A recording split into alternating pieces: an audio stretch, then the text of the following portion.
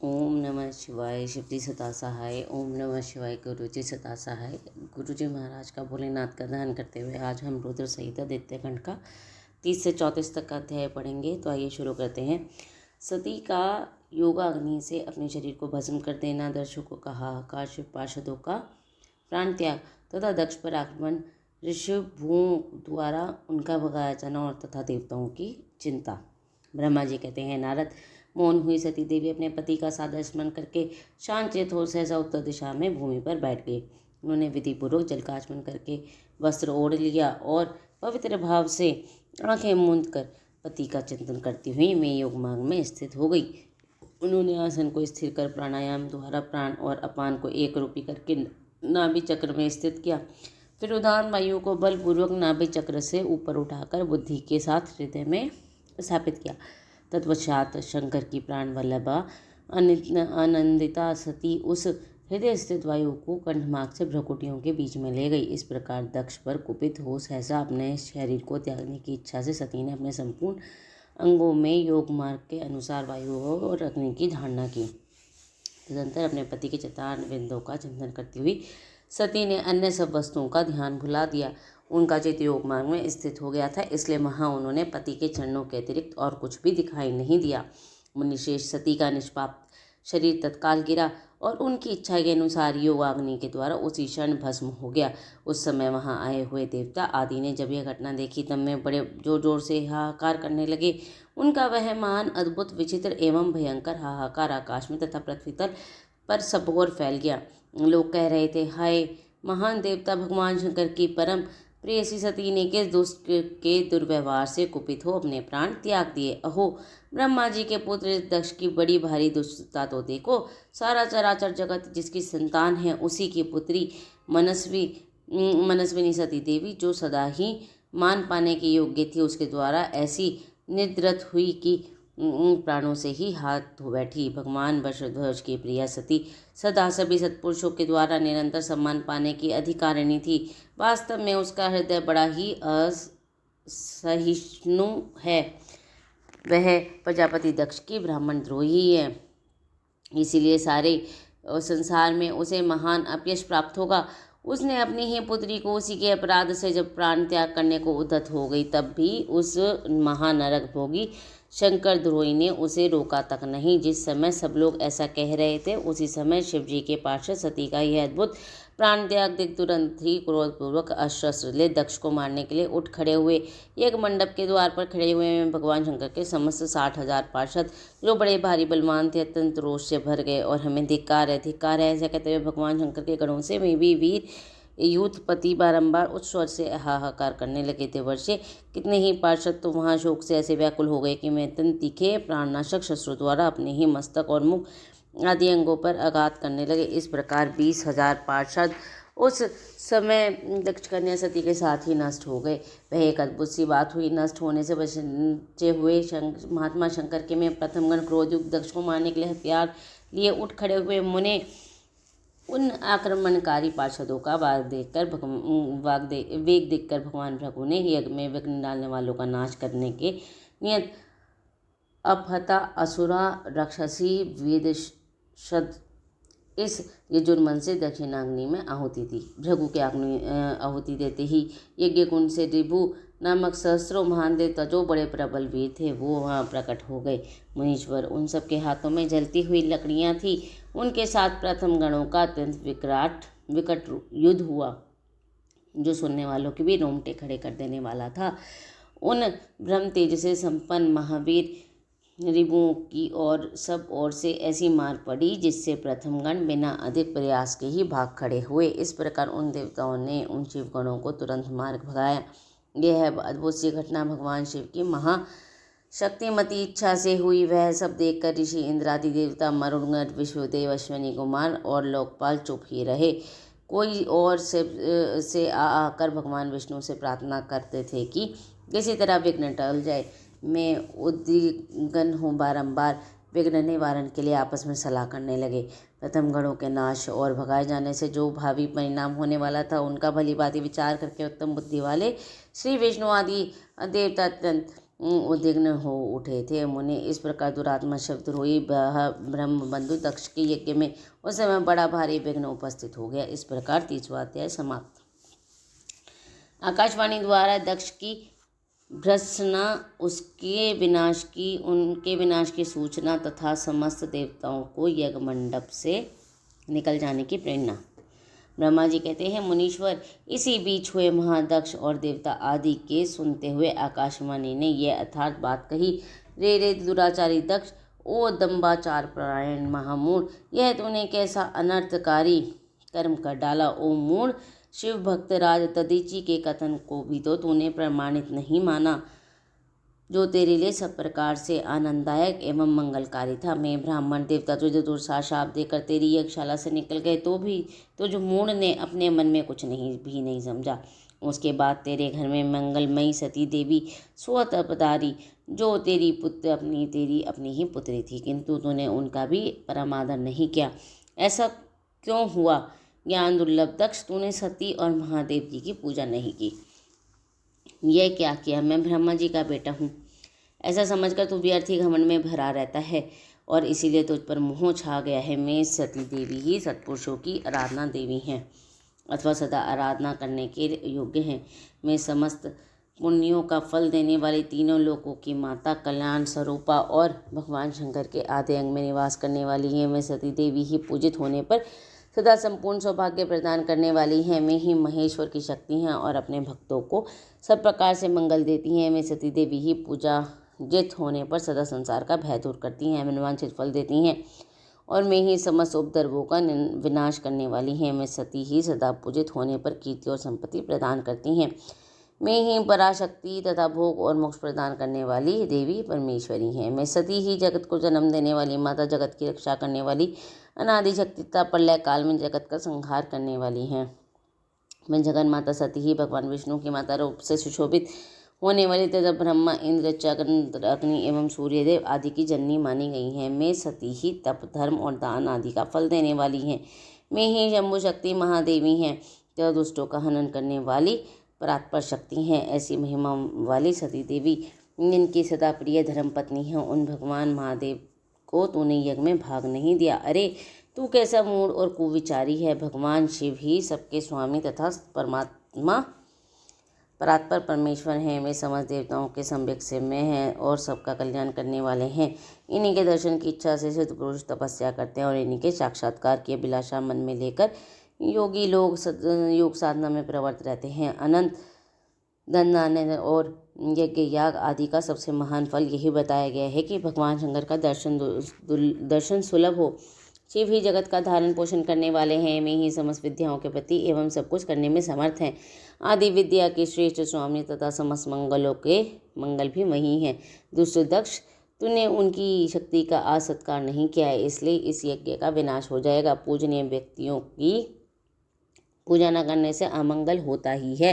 तूने परम पूज्य शिव स्वरूपा सती का पूजन नहीं किया है। शेषनाग अपने सहस्त्र मस्तकों का प्रतिदिन प्रसन्नतापूर्वक जिनके चरणों की रज धारण करते हैं, उन्हीं भगवान शिव की शक्ति सती देवी थी, जिनके चरण कमलों का निरंतर ध्यान एवं सादर पूजन करके ब्रह्मा जी ब्रह्म तत्व को प्राप्त हुए हैं। उन्हीं भगवान शिव की प्रिय पत्नी सती देवी थी, जिनके चरण कमलों का निरंतर ध्यान और सादर पूजन करने से इंद्रादि लोकपाल अपने अपने उत्तम पद को प्राप्त हुए हैं। वे भगवान शिव संपूर्ण जगत के पिता हैं और शिव स्वरूप सती देवी जगत की माता कही गई हैं। मूर्धक्ष, तूने उन माता पिता का सत्कार नहीं किया, फिर तेरा कल्याण कैसे होगा। तुझ पर दुर्भाग्य का आक्रमण हो गया और विपत्तियां टूट पड़ी, क्योंकि तूने उन भवानी सती तथा भगवान शंकर की भक्ति भाव से आराधना नहीं की। कल्याणकारी शंभु का पूजन न करके भी मैं कल्याण का भागी हो सकता हूँ। यह तेरा कैसा गर्व है। वह दुर्वार गर्व आज नष्ट हो जाएगा। इन देवताओं में से कौन ऐसा है जो सर्वेश्वर शिव से विमुख होकर तेरी सहायता करेगा। मुझे तो ऐसा कोई देवता दिखाई देता ही नहीं है। यदि देवता इस समय तेरी सहायता करेंगे तो जलती आग से खेलने वाले पतंगों के समान नष्ट हो जाएंगे। आज तेरा मुंह जल जाए, तेरे यज्ञ का नाश हो जाए और जितने तेरे सहायक हैं मैं भी आज शीघ्र ही जल मरे।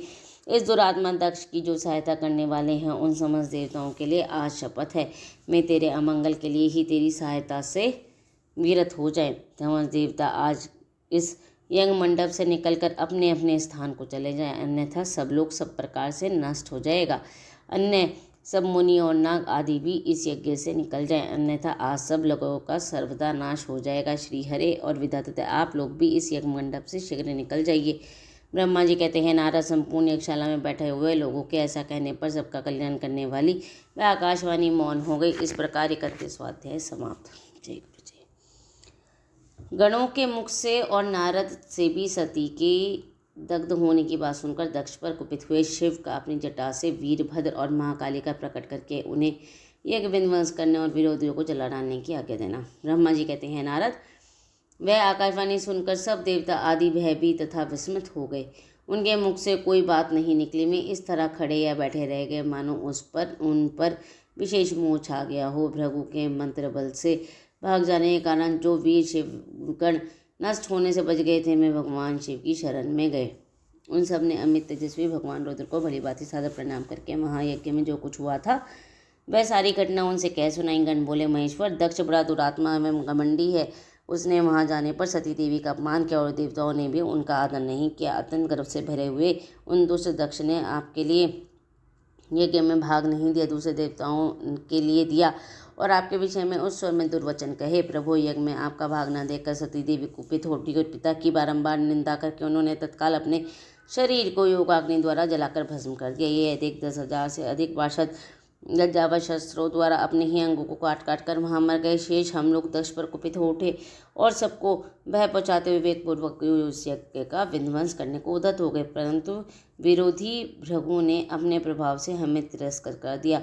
हम उनके मंत्र बल का सामना न कर सके। प्रभु, विशंबर में ही हम लोग आज आपकी शरण में आए हैं। दयालो, वहाँ प्राप्त हुए भय से आप हमें बचाइए, निर्भय कीजिए। महाप्रभु, उस यज्ञ में दक्ष आदि सब दुष्टों ने घमंड में आकर आपका विशेष रूप से अपमान किया है। कल्याणकारी शिव, इस प्रकार हमें अपना सती देवी और मूल बुद्धि वाले दक्ष आदि का भी सारा वृत्तांत कह सुनाया।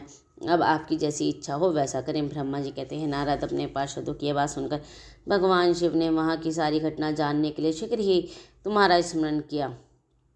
देवर्षि, तुम दिव्य दृष्टि से संपन्न हो, अतः भगवान का स्मरण करने पर तुम वहाँ तुरंत वहाँ पहुँचे और शंकर जी का भक्तिपूर्वक प्रणाम करके वहाँ खड़े हो गए। स्वामी शिव ने तुम्हें प्रशंसा करके तुमसे दक्ष यज्ञ में गई हुई सती का समाचार तथा दूसरी घटनाओं को पूछा। तात, यमु के पूछने पर शिव में मन लगाए रहने वाले तुमने शीघ्र ही सारा वृत्तांत कह सुनाया जो दक्ष यज्ञ में घटित हुआ था। मुने, तुम्हारे मुख से निकली हुई हर बात सुनकर उस समय महान रौद्र पराक्रम से संपन्न सर्वेश्वर रुद्र ने तुम्हारा ही तुरंत ही बड़ा भारी क्रोध प्रकट किया। लोक संहारकारी रुद्र ने अपने सिर से एक जटा उखाड़ी और उसे रोषपूर्वक उस पर्वत के ऊपर दे मारा। मुने, भगवान शंकर के पटकने से उस जटा के 2 टुकड़े हो गए तथा महान प्रलय के समान स्वयं भयंकर शब्द प्रकट हुआ। देवर्षि, उस जटा के पूर्व भाव से महाभयंकर महाकाल बली वीरभद्र प्रकट हुए जो समस्त शिवगणों के अगुआ हैं। वे भूमंडल को सब ओर से व्याप्त करके उससे भी 10 उंगल अधिक होकर खड़े हुए। वे देखने में प्रलय अग्नि समान जान पड़ते थे। उनका शरीर बहुत ऊंचा था। वे 1000 भुजाओं से युक्त थे। उन सर्वसमर्थ महारुद्र के क्रोधपूर्वक प्रकट हुए श्री स्वंस के से 100 प्रकार के ज्वर और 13 प्रकार के सनिपात रोग पैदा हो गए। तात, उस जटा के दूसरे भाग से महाकाली उत्पन्न हुई जो बड़ी भयंकर दिखाई देती थी। मैं करोड़ों भूतों से घिरी हुई थी। जो ज्वर पैदा हुए में सबके शरीरधारी क्रूर और समस्त लोगों के लिए भयंकर थे। मैं अपने तेज से प्रबल हो सब और दाह उत्पन्न करते हुए से प्रतीत होते थे। वीरभद्र बातचीत करने में बड़े कुशल थे। उन्होंने दोनों हाथ जोड़कर परमेश्वर शिव को प्रणाम करके कहा। वीरभद्र बोले, महारुद्र, सोम, सूर्य और अग्नि के 3 नेत्रों के रूप में धारण करने वाले प्रभु, शीघ्र आज्ञा दीजिए। मुझे इस समय कौन सा कार्य करना होगा? ईशान, क्या मुझे आधे ही क्षण में सारे समुद्र को सुखा देना है या इतने में ही संपूर्ण पर्वतों को पीस डालना है? मैं एक ही क्षण में ब्रह्मांड को भस्म कर डालूं या समस्त देवताओं और मुनीश्वरों को जलाकर राख कर दूं? शंकर, ईशान, क्या मैं समस्त लोगों को उलट पुलट कर दूं या संपूर्ण प्राणियों का विनाश कर डालूं? महेश्वर, आपकी ही कृपा से कहीं कोई ऐसा कार्य नहीं है जो मैं न कर सकूं। पराक्रम के द्वारा मेरी समानता करने वाला वीर ना पहले कभी हुआ है ना आगे कभी होगा। शंकर, आप किसी तिनके को भेज दें तो वह भी बिना किसी यत्न के क्षण भर में वहाँ बड़े से बड़ा कार्य सिद्ध कर सकता है। इसमें संशय नहीं है शंभो। यद्यपि आपकी लीला मात्र से सारा कार्य सिद्ध हो जाता है, तथापि जो मुझे भेजा जा रहा है यह मुझ पर आपका अनुग्रह ही है। शंभो, मुझ में भी जो ऐसी शक्ति है वह आपकी कृपा से प्राप्त हुई है। शंकर, आपकी कृपा के बिना किसी में कोई शक्ति हो ही नहीं सकती। वास्तव में आपकी आज्ञा के बिना कोई दिन के आदि को भी हिलाने में समर्थ नहीं है, ये निसंदेह कहा जा सकता है। महादेव, मैं आपके चरणों में बारंबार प्रणाम करता हूँ। हर आप अपने अभिष्ट कार्य की सिद्धि के लिए आज मुझे शीघ्र भेजिए। शंभो, मेरे दाहिने अंग बारंबार फड़क रहे हैं, इससे सूचित होता है कि मेरी विजय आवश्यक है, अतः प्रभु मुझे भेजिए। शंकर, आज मुझे कोई अभूतपूर्व एवं विशेष हर्ष एवं उत्साह का अनुभव हो रहा है और मेरा चित्त आपके चरण कमल में लगा हुआ है, अतः पग पग पर मेरे लिए शुभ